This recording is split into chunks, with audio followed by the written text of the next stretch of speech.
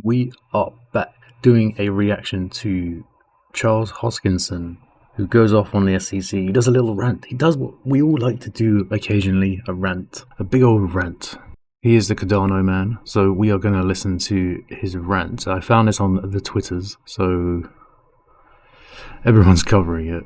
It's, you can tell he's off. He's going to go off on one. So let's listen. Apparently, Charles goes off on the SEC and Bitcoin getting a pass, while Cardano and crypto has to suffer. He's of course right, absolutely. But the thing is already with that. How do you go after Bitcoin? How? That's a problem in a way, because you can't. You can't. And these obviously cryptos have names behind them, which is trickier if you're going to do it on Bitcoin, you could say. Let's listen. Then they come in and say it's a security. Okay, well, what the hell does that mean if it's decentralized? How does Bitcoin register? Oh, but it's not. Then explain to me the fucking difference between Bitcoin and Ethereum and Cardano and the rest of the gang. Oh. Explain it to me. Like I'm 5 years old. Run the goddamn Howey test on it and show me the difference between the two. Tell me, is there an expectation of return with the goddamn orange pill moon boys? Orange pill. Oh. It's there. The orange pills. Like when you think about it, the overall crypto, right? It's currency. So he does have obviously a valid point, and it's a point you could argue all day long. And I agree with him that why is Bitcoin getting a pass? I do understand completely. I agree with that entirely. It's just that these SEC dickheads, they just go through all these different words, all these different laws, and they find ways, tricks, and hacks, cheat codes to get into these other cryptos in order to file a court case against them.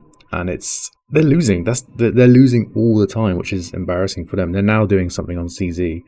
They're trying to make sure, they're trying to find something against him that he was similar to SBF, and that's another losing battle for them. Well, they are desperate. They are desperate to win something. There's so many different planks and angles that you can take a look at this thing from. And by the way, if you subpoena and attack about 3 different entities, you could perform a 51% attack on Bitcoin, because that's the way the hash power works. But it's decentralized, apparently. And Team Orange gets a complete pass. It's a pathetic fucking joke.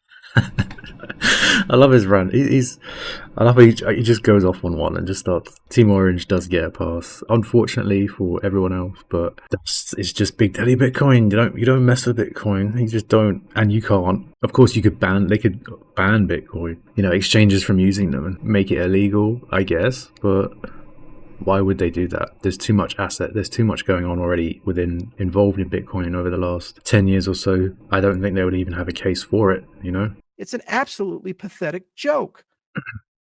And it would be funny if not for the fact that hundreds of millions of dollars of legal fees have been exhausted in this Pyrrhic war that's being fought on the industry. True. Very true. And they'll lose court case after court case, as they already have, and They will lose each one.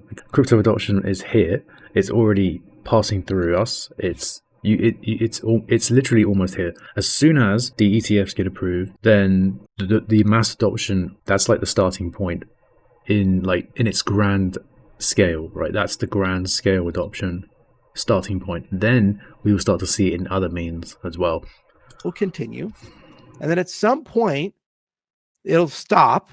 There will not be an apology. There's not going to be any money that comes back, and we'll just move on. Like we did with the Kennedy assassination. We'll just move on. Like we did with Vietnam. We'll just move on. Like we did with Iraq and Afghanistan. We'll just move on, like we're doing right now with COVID. We'll just move on, like we did with all the things that have happened in the last 50, 60, 70 years in the United States history. Keyword there, history.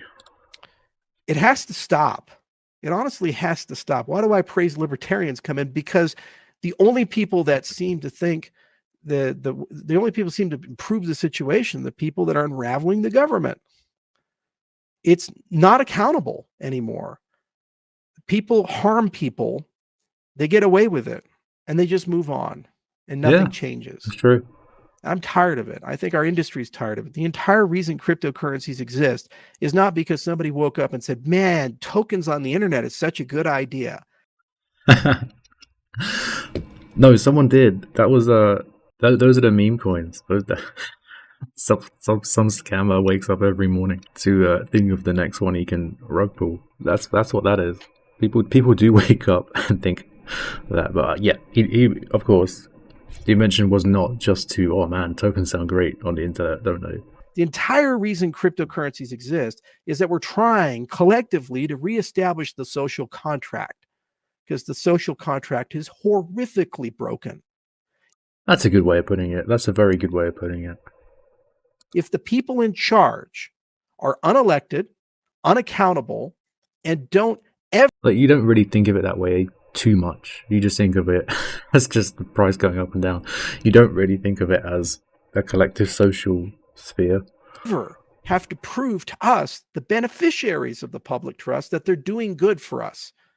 And when they screw up, nothing happens to them. They get a promotion, they get elected to higher office, and we just have to move on as a society. That is not a government for the people, by the people, of the people. That is something else. That looks a lot more like the thing that we rebelled against when we founded this goddamn country.